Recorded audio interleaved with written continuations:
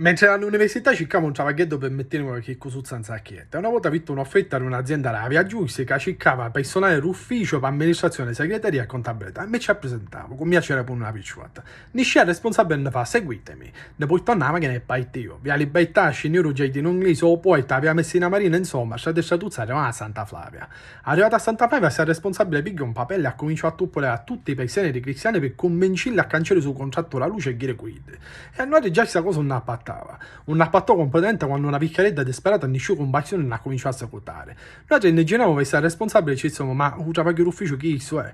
Chi da tranquilla se giorni disse, un travaglio chi isso è se volete, se no niente. Noi dicessimo no, per noi non va bene. Chi sa che Antofene girò la macchina, se fece qualche 300 metri e ne lassò alla stazione di Santa Flavia. Se giorni disse cose inutili, scendete che io chi a travagliare.